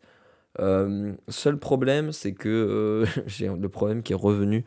Et c'est ça que je disais, c'est pas parce que vous le faites réparer que le problème ne reviendra pas. C'est un peu les claviers papillons sur les anciens MacBook. Vous aviez une réparation gratuite. Des claviers qui avaient des problèmes avec les claviers papillons, mais en fait, même s'ils te le changent gratuitement, le problème était toujours présent. Donc en gros, même ceux qui ont fait réparer leur Mac, qui avaient le problème risque de fortement réapparaître un jour. RIP ceux qui l'ont ouvert pour le réparer eux-mêmes. Je sais pas en fait à quel point, où est-ce qu'il y a un capteur ou un truc qui montre que tu l'as ouvert. Je sais pas s'il y a quelque chose qui le prouve. Mais en tout cas, sur celui-là, on voit on voit qu'il a déjà été ouvert. Je sais pas si on verra bien la caméra. Non, je pense pas qu'on verra. Mais on voit au niveau des vis que la peinture, elle est assez un peu barrée. Et il y a toujours eu des dérives depuis qu'il y a des joysticks analogiques. Une extension de la période de garantie était suffisante. Après, la question que je me pose, c'est combien de fois c'est possible? Est-ce que moi, typiquement, je peux redemander une réparation alors qu'il a déjà été réparé une fois? Et après, pendant combien de temps ils vont maintenir aussi cette réparation gratuite?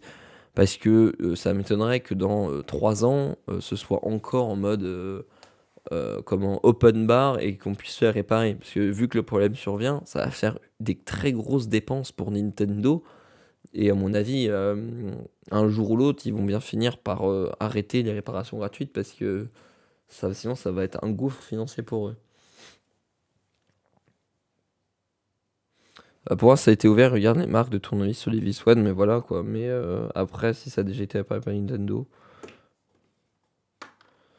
Si bien compris, ce sera pas gratuit s'il a déjà été ouvert. Exactement. Exactement. Oh mince, je viens juste d'acheter un nouveau Joy-Con, nous dit Jamie. Bah après, si t'as encore ton ancien, il est toujours temps de le faire réparer, hein. Il est toujours temps. À moins que tu l'aies jeté, là, ce serait con. Mais non, non, là, tu peux demander une réparation gratuite. Euh, Personne ne va en procédure, mais il faut savoir que sur le marché FR, le truc Warranty Void, c'est le broken, ne tiennent pas. Ah, donc même si t'as ouvert ton truc, légalement en France, ils sont quand même obligés de te le réparer. Ils vont peut-être juste augmenter le prix des Joy-Con pour compenser les pertes. C'est vrai qu'après, le prix des Joy-Con est déjà bien.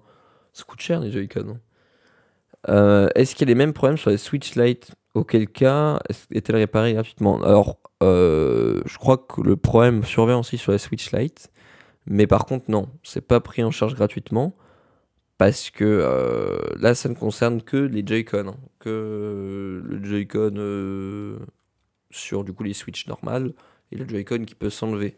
Mais la réparation, alors je pense que si elle est sous les garanties des 2 ans, ta Switch Lite et que tu as le problème, ce sera pris du coup dans le cadre de la garantie. Mais en tout cas, hors garantie, ça ne concerne pas du tout la Switch Lite. C'est bien applicable pour toute l'Europe, exactement. Ouais. Là où avant, il y avait déjà en France, tu avais une règle qui était en place avec la garantie des 2 ans. Et là maintenant, dans toute l'Europe, France y compris, tu peux le faire réparer même si il n'est plus garanti sous 2 ans.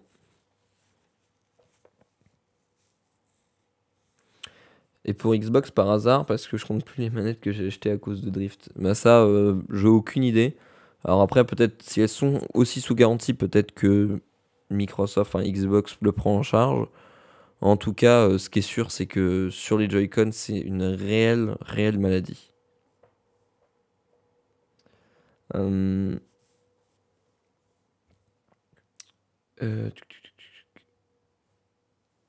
Mais en fait, t'as le droit de l'ouvrir, mais personne ne se plaint jamais en procédure judiciaire, ça vaut pas le coup. Ouais, bah j'imagine. Ouais. Si tu l'as confié à un réparateur externe et qu'il a rien réparé. Après, voilà, hormis la marque sur les vitres, je sais pas comment ils peuvent prouver que ça a déjà été ouvert ou pas. Salut, by Sanitech. Bienvenue sur le live. Enfin voilà, ce petit article sympathique.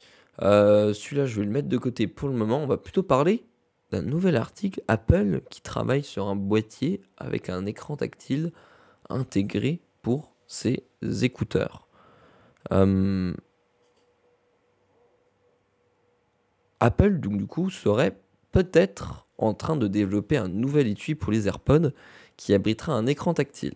Cet écran miniature pourrait offrir un grand nombre de fonctionnalités liées à la consommation de médias et bien d'autres choses encore. Et je pense que rien qu'en voyant ça, vous comprenez un petit peu l'intérêt d'avoir un écran sur le boîtier d'AirPods. Moi au début j'étais en mode mais quelle connerie de remettre un écran sur un produit. En plus des AirPods, c'est que c'est un produit qui est pas très durable, qui est très miniaturisé, difficilement réparable. Au début je me suis dit mais quelle idée de mettre un écran dessus, ça rajoute des déchets électroniques en plus. Mais il y a des intérêts assez sympas quand on y pense. Hello, j'ai vu que l'iPhone X n'est plus à jour. Et oui, c'était la première, Hugo, c'était la toute première news qu'on a fait.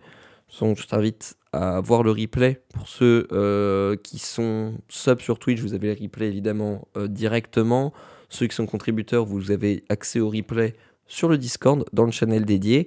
Et si vous n'êtes ni contributeur sur Twitch et sur autres plateformes, tous les soirs, n'hésitez pas, il y a la chaîne Nowtech Replay. On met tous les soirs à 21h les replays sur YouTube. Voilà. Si vous n'êtes pas abonné, abonnez-vous à la chaîne Nowtech Replay.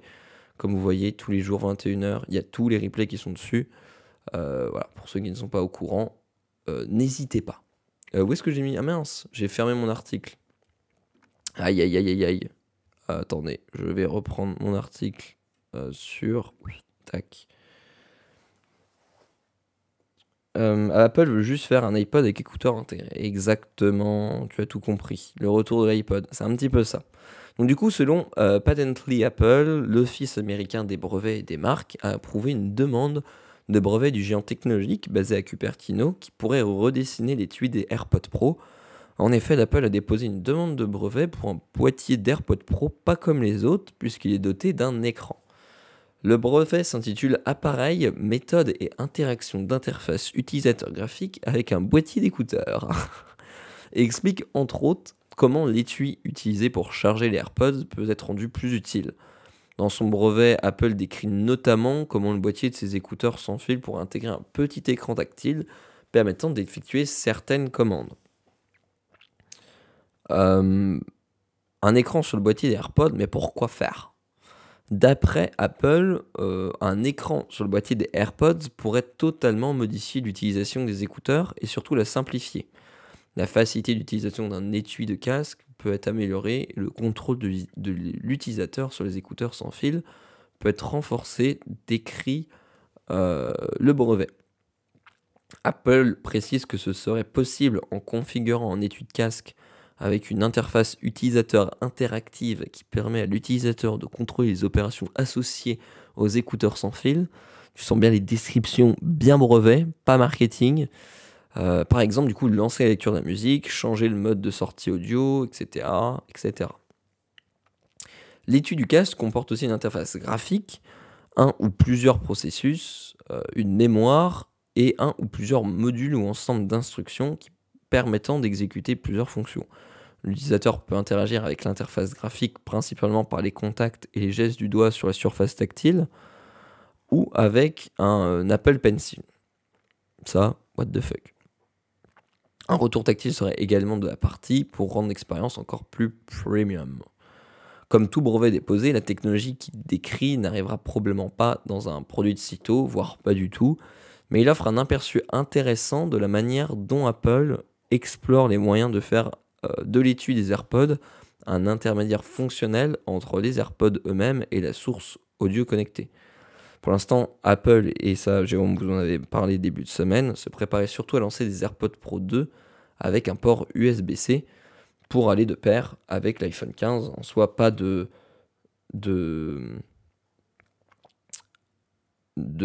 changement majeur, juste le changement de port USB.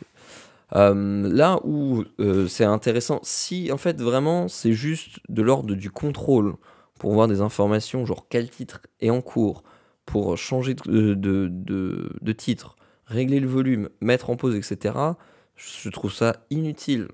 Mais genre vraiment, parce que bah, tu peux déjà passer avec les contrôles tactiles, tu peux, du moins sur les dernières versions d'AirPods, tu peux régler le volume directement sur les AirPods, changer de musique, changer le mode transparent à mode réduction de bruit, revenir dans la musique avant, changer de musique, etc. Donc tu as déjà beaucoup de contrôles, et si l'écran au final n'est juste une interface graphique à ces contrôles, je trouve ça sans intérêt et nul, vraiment. Là où ça peut être intéressant, et là où le brevet ne nous le dit pas, mais où ça pourrait être une fonction pratique, c'est que la mémoire dans le boîtier des AirPods puisse stocker de la musique. Auquel cas, tu as juste... En fait, ton boîtier d'AirPods fait aussi, entre guillemets, baladeur. Dessus, tu peux stocker des sons. Et donc, du coup, je sais pas, tu vas faire du sport, tu vas courir, tu veux pas prendre ton téléphone, tu veux pas... Alors, ceux qui ont l'Apple Watch peuvent avoir des sons sur l'Apple Watch. Mais imaginons que tu n'aies pas d'Apple Watch et que tu veuilles aller courir ou même utiliser tes AirPods sans avoir ton téléphone. Là où ce serait intéressant, c'est que ce soit synchronisé typiquement à une playlist sur Spotify ou Apple Music, et que tu aies, je sais pas, une centaine, 200 sons, ça dépend de la taille de la mémoire aussi, enregistrés sur ton boîtier. Et donc du coup, ça permettrait de prendre juste ton boîtier, d'avoir ta musique stockée, et tu as ton boîtier dans la poche, et tu peux partir sans connexion, en offline, et avoir ta musique. Pour ça, ça pourrait être cool. Mais du moins, ce n'est pas détaillé dans le brevet. Et allez, c'est 100 balles plus cher. Ah bah ça, c'est tellement miniaturisé maintenant, ce sera impossible. Sauf que je vous les vois mal intégrer du stockage là-dedans. Ah oui, oui, non mais oui, surtout dans le boîtier. Le boîtier, c'est autant intégrer du stockage dans l'AirPods en tant que tel, l'écouteur, ce serait compliqué. Mais déjà, quand tu vois ce qu'ils arrivent à faire et la réduction de bruit qu'ils arrivent à faire dans un appareil si petit, c'est exceptionnel. Mais voilà, mettre une mémoire dans le boîtier, c'est amplement faisable. Comme les écouteurs JBL Tour Pro 2, ouais, exactement. Ouais. Même si là, pour le coup, les JBL, je me suis dit un peu, c'est très gadget. Et là où ça me fait entre guillemets peur, c'est ce que je dis, les AirPods, c'est quand même pas un produit très long terme. Les AirPods, ça tient pas très bien dans le temps, on sait que c'est pas forcément très fiable, et la durée de vie des AirPods, c'est pas énorme. Donc rajouter de l'écran sur un truc qui est entre guillemets jetable, c'est un peu gênant. Euh, Aucun intérêt sauf à perdre la batterie, ça dépend des fonctionnalités. Si le boîtier a des MP4, on est bien près de l'iPad. Ça, l'Apple Watch, totalement inutile, évidemment. Ça m'étonnerait que Apple fasse un accessoire si t'as pas ça. Ils sont plutôt dans le sens de pousser à acheter une Apple Watch à la place. C'est pas faux. Peut-être bien que c'est pour libérer de la place dans les AirPods pour la batterie, plus de charge aux écouteurs au détriment d'un peu moins dans le boîtier.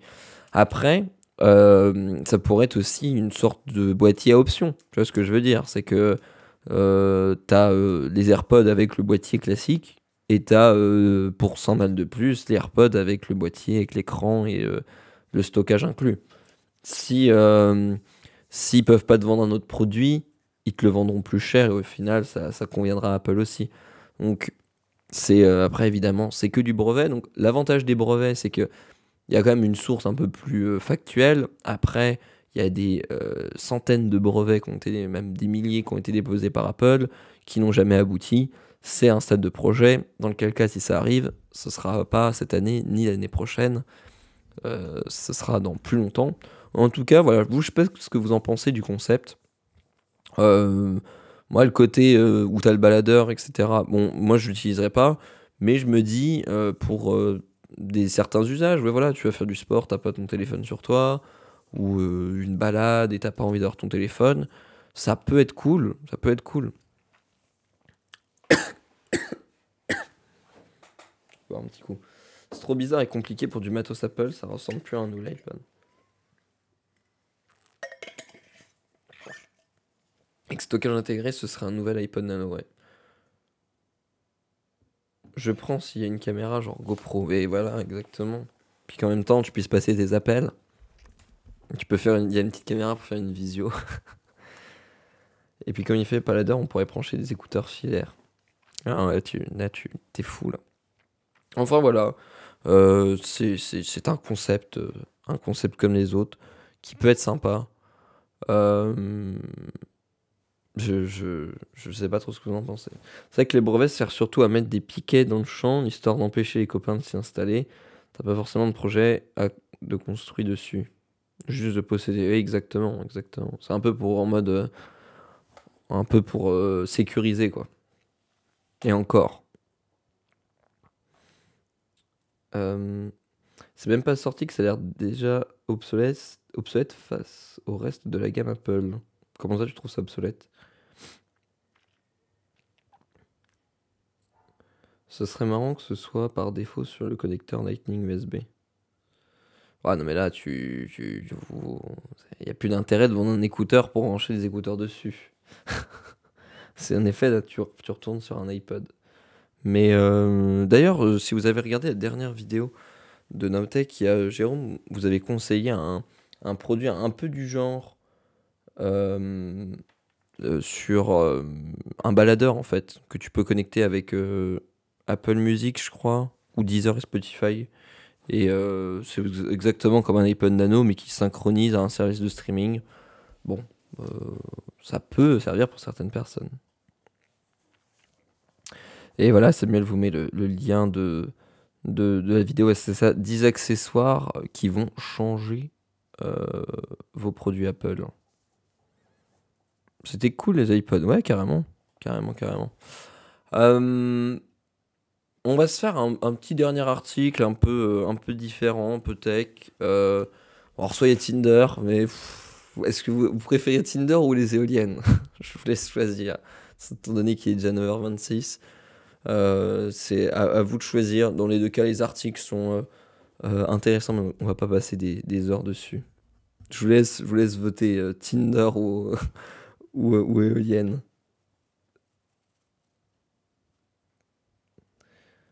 Euh, Éolienne, éolienne, éolienne. Il y a un Tinder, sondage, éolienne, éolienne. Allez, voilà. Les éoliennes qui gagnent. Vous me rassurez le chat en tout cas. Là, ça me rassure. 15 mégawatts. Je lis l'article. Nom de Zeus. La plus puissante éolienne au monde envoie du lourd. Et c'est vraiment en vrai impressionnant. Et vous verrez après, si on a le temps, on regardera vite fait des images. Mais on ne se rend pas compte de l'immensité de cette éolienne. Et qui est vraiment énorme. 15 mégawatts du coup. C'est la puissance atteinte pour la première fois pour la plus grande et la plus puissante éolienne du monde. La Vestas V236 15 mégawatts, dressée en décembre dernier au Danemark. C'est vraiment, vraiment énorme, 15 mégawatts. Hein. C'est vraiment fat. C'est l'éolienne offshore de tous les superlatifs. Et elle vient d'atteindre pour la première fois la barre des 15 mégawatts, 4 mois à peine après son installation, érigée en décembre 2022 au centre de test d'Osterhild, au nord du Danemark. La Vestas V236 15 MW parvient donc désormais à fonctionner à sa puissance maximale, a indiqué ce 3 avril le Danois Vestas dans un tweet. Une éolienne XXL. Mais genre vraiment, c'est vrai que 15 MW, c'est énorme. Je vois en plus Nalieri qui met l'emote Jamy énorme. C'est exactement ça. Comme le précise Electric, ladite éolienne reste toutefois en phase de test. Elle doit en effet passer un vaste programme d'essais et de vérification avant d'hériter d'une certification en vue d'un début de production en série. Ce qui devrait toutefois arriver assez vite, dès le 3e trimestre 2023, sauf imprévu. Pour rappel, la Vestas V236 15 MW avait été présentée pour la première fois en février 2021. Et c'est là que vous vous rendez compte que c'est énorme. Dans le détail, elle culmine à 280 mètres. C'est énorme, 280 mètres de haut. Donc du coup, c'est le mât plus une pale. Et 280 mètres, c'est gigantesque. Le diamètre de son rotor est à lui seul de 236 mètres. Donc quand même le truc bien fat. Ce qui permet d'offrir une surface de balayage, donc c'est là que tu te rends compte, c'est énorme, de 43 000 mètres carrés, la plus importante de l'industrie à l'heure actuelle. Enfin, chacune des pales mesure pour leur part 115 mètres et sont fabriquées à Naskov, au sud du Danemark. Donc vous voyez quand même l'immensité que c'est et la puissance dégagée par l'éolienne. Et encore, déjà là, vous voyez les grues c'est des grues énormes. Et vous voyez vraiment la taille de l'éolienne face à ça. Après, je vous montrerai, si j'arrive à retrouver des photos, j'en ai trouvé hier, où tu vois vraiment le comparo à un humain, c'est mais énorme. Et au-delà de la taille qui est énorme, il y a aussi la consommation, enfin la production qui est énorme. Alors après, évidemment, ça dépend de plusieurs paramètres, etc. 15 MW, c'est la valeur maximale théorique, mais c'est pas pour autant qu'elle produit tout le temps ça. 15 MW, ça représente quand même l'équivalent de la consommation de 20 000 foyers à elle seule, ce qui est quand même énorme. L'éolienne géante de Vestas impressionne aussi par ses capacités théoriques. Proportionnelle à son gabarit titanesque, une seule V236 15 MW est en effet capable de produire 80 gigawatts chaque année, soit l'équivalent de la consommation électrique de 20 000 foyers européens, note électrique. Cette production électrique permet aussi d'éviter l'émission de 38 000 tonnes de CO2, ce qui reviendrait, à comparatif, de retirer 25 000 voitures des routes sur une année. En état, Vestas peut d'ores et déjà se frotter les mains. Son éolienne XXL a été sélectionnée pour un parc éolien offshore, donc le Atlantic Shores du New Jersey, ainsi que pour des projets d'Empire Wind 1 et Empire Wind 2 de l'État de New York. Donc ça doit être vraiment énorme. En tout cas, ça pousse tellement de vent que c'est presque une personnalité politique, Jérôme. Oh, ça y est, il essaye de me pousser dans les graviers. Imagine une tempête à 200 mètres de haut. Non mais c'est vrai que la puissance que ça dégagé. Mais déjà, après, ce qu'il faut remettre aussi en contexte, c'est que le coût de production, ça doit être énorme. Aussi au niveau des matières premières, il va falloir des matières premières de ouf. Déjà qu'il en faut beaucoup pour faire une éolienne, mais de cette taille-là, j'imagine même pas. Et après, en plus de ça, même si ça peut produire beaucoup, comme nous l'a dit, je sais plus qui, Dromadaire 96.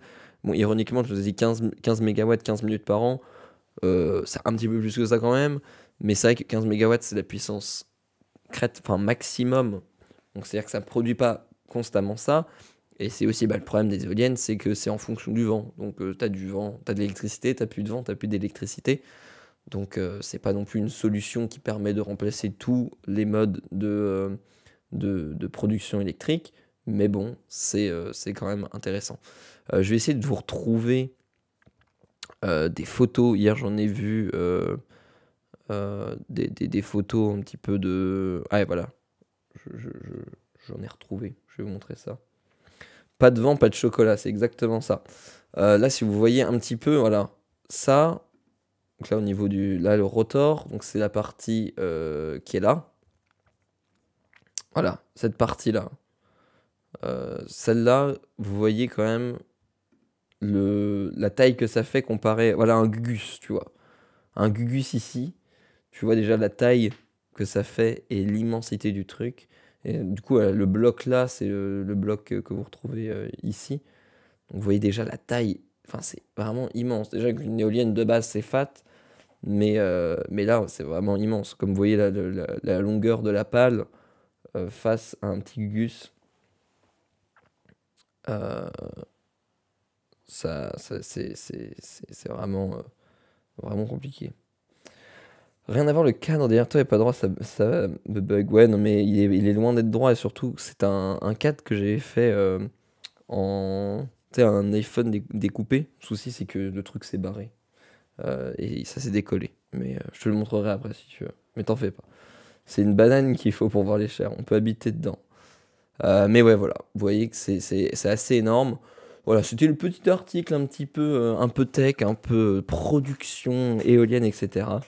Il est 9h33, on va tout de suite passer au camp de fac. Si vous avez des questions, c'est le moment de les poser.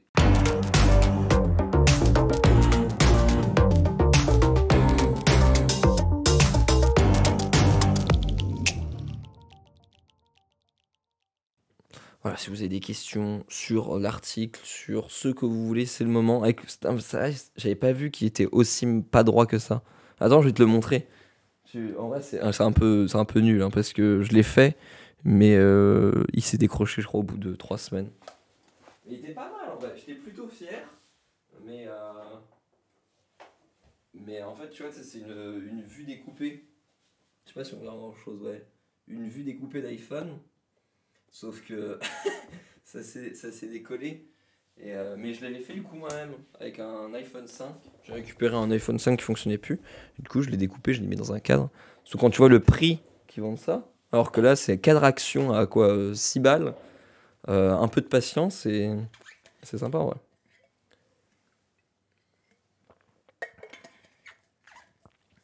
Ah ouais, homemade. Ouais, non, exactement, je l'ai fait homemade. Mais comme tu vois, j'ai pas mis, j'ai juste mis deux bouts de scotch et ça a pas tenu. Le reste a tenu, hein, mais pas ça. Faudrait que je mette un truc un peu plus costaud. Mais voilà, en vrai, c'est plutôt cool. Ça a un petit peu galère à faire, mais plutôt cool. Oui, d'accord, faut plus de matières premières, mais en doublant la taille, on multiplie par 4 la puissance. Ouais, non, mais après, c'est plus les comment? Les contraintes d'installation aussi. Là, j'imagine pas comment ça doit être galère à installer une antenne comme ça, hein. Cornfax, c'est le moment de poser vos questions, évidemment. De geek, bah mort. D'ailleurs, à quand un petit live perso? Bonne question, ça. Peut-être aujourd'hui, je vais refaire un petit live IRL. D'ailleurs, pour ceux que ça intéresse, je fais des petits lives, que ce soit cuisine ou même des lives IRL où je me balade dans Strasbourg. Je vous présente Strasbourg parce que je suis à Strasbourg en ce moment. Et voilà, je fais des petits lives, je me balade dans la ville. Donc voilà, si ça vous intéresse, n'hésitez pas. Petite auto-promo, allez follow les haut-parleurs. C'est une dingue. La colle, c'était action aussi. Même pas. La colle, c'était du scotch pour remplacer les écrans. Je vois pas comment justifier ce type de cadre à madame au milieu du salon. Ouais, mais tu vois, là, j'ai pas besoin de me justifier, c'est ça qui est cool. Léo Cuisine. L'homme parfait. Non, mais c'est quoi cette réflexion Olivier Isir? Genre les filles hommes parfaits, genre vraiment bien sexiste. T'as le droit de cuisiner en tant que mec, hein. Ils veulent les abonnés Nowtech, mais oui, sans impunité, moi je m'en fous. Bonjour de Strasbourg, enfin presque, Schiltigheim. Ah bah oui, t'es tout près, quasi de V2. Tu utilises quoi comme caméra chez toi? C'est un Nassimil euh, avec, euh, avec un objectif, c'est un Sigma, c'est un grand angle, c'est un 16 mm f1.4 pour avoir un beau bokeh, tu vois. Et donc du coup après enfin, c'est un 16 mm mais c'est équivalent enfin c'est micro 4 tiers donc t'as du crop. Bonjour de Chili aussi. Ah mais il y a de l'alsacien dans le chat. Ruban adhésif Tresa pour miroir de salle de bain, ça tient tout. Ouais, mais en fait là le souci c'est que en fait l'écran il est pas plat. Donc j'ai mis enfin c'est un peu galère, je vous montrerai après enfin non, je vous montrerai pas du tout en fait, ça va être galère à démonter. Mais l'écran le souci c'est qu'il est pas plat quand tu le démontes. Donc j'ai mis une sorte de petite cale pour faire une surépaisseur pour recoller et je pense que c'est ça qui a pas bien tenu. Mais je pense il faudrait que je colle quoi, avec un truc plus puissant plutôt que du scotch. Ça me fait penser à venir à Saverne du coup. Ah bah, aller à Saverne. Je crois que je suis à 2h30 de Stras en train. Ah, de toute façon, t'es de Paris, t'es à 1h50 de Stras en train. C'est bien desservi. x2 en fait pour le micro 4 tiers. Ouais, donc du coup, ça fait quoi 32, c'est ça, ouais. 32 mm. Enfin, à peu près, ouais. Le but, c'est d'avoir à peu près un 35 mm. Et en vrai, alors, c'est pas un truc de fou, mais je l'avais acheté d'occasion, je crois. J'ai dû acheter le boîtier 250 euros, un truc comme ça. Et honnêtement, c'est pour cet usage-là, c'est parfait. Après, je fais deux trois photos avec. C'est loin d'être un boîtier parfait, mais honnêtement, pour mon usage, ça fait largement de taf. Je fais des photos avec. Je fais du coup des lives avec. Et le rendu, comme vous voyez, est pas mal.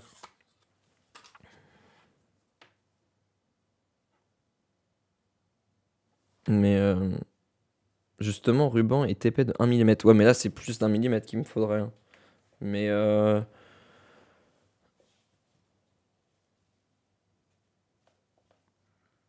ouais, mais je vais juste préciser sur le micro 4 tiers. Mais ouais, voilà, en tout cas, j'espère que ce petit mug vous aura plu. J'ai pas encore deux trois questions et après, on va arrêter là. Je vais regarder d'ailleurs si euh, il y a des gens sympathiques qui sont en raid en ce moment. Voir qui on pourrait raid. Il y a Samuel Etienne, il y a Flonflon, il y a Planète de Carreau, il y a Frandroid, il y a du beau monde. Si jamais vous avez des recommandations à faire dans le chat, n'hésitez pas en tout cas. J'ai conseillé à un pote le A6000 et de mettre de l'argent dans les objectifs. Il a aussi le Sigma 16 mm f1.4. Ah bah j'ai exactement le même setup du coup. Et c'est top en qualité. Ouais, surtout que le Sigma il est vraiment de bonne qualité, hein. Je recommande. Et puis comme dit, t'as donné vraiment t'as quand même donné un bon conseil. Investir dans les objectifs, c'est le meilleur à faire.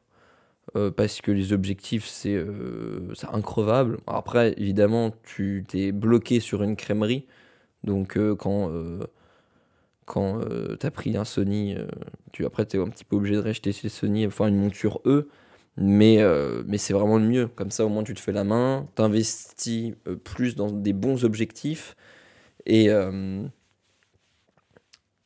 et puis voilà.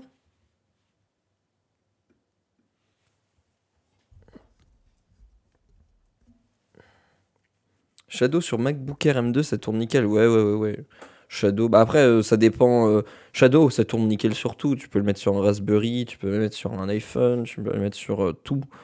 Donc ça tourne très très bien. Après, ça va dépendre de ta qualité de connexion, de ta stabilité de connexion surtout. Mais d'ailleurs, je vais te dire, fais point d'exclamation Shadow. Mais je sais pas si je pense que la commande est encore en test voir. La commande est encore effective. Et en vrai, le mieux, test. En plus de ça, avec notre code, je crois que tu as 10 euros ou 5 euros de réduction le premier mois. Donc en gros, ça te fait un mois test à une vingtaine d'euros.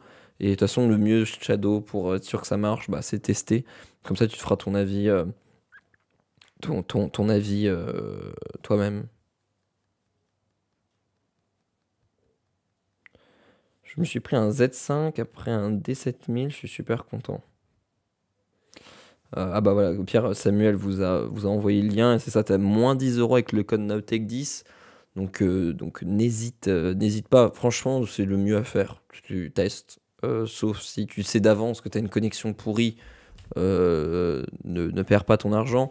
Mais sinon, si tu veux te faire un avis, test, et honnêtement, sur un MacBook Air M2, ça devrait fonctionner à merveille. Euh, Hop, je vais voir chez qui lancer un raid. Il y a Xabab qui fait un live sur les Lego Star Wars. Vas-y. Pourquoi pas? Pourquoi vous enlever? Je vais essayer de vous envoyer là-bas. De vous laisser sur un autre streamer que d'habitude. En tout cas, merci beaucoup d'avoir suivi ce live. Merci à tous ceux qui ont contribué. Vous avez été nombreux aujourd'hui. Merci à vous de soutenir la chaîne. Nous, on se retrouve dès ce soir, peut-être sur la chaîne et haut-parleur, sur Nowtech. Je ne sais pas quand est-ce qu'on se retrouvera. En tout cas, c'était un grand plaisir. Passez une bonne journée et à la prochaine. Il faut juste que je trouve le générique. Je l'ai. Passez une bonne journée. Je vais lancer le live, le raid en même temps. Passez une bonne journée et à la prochaine.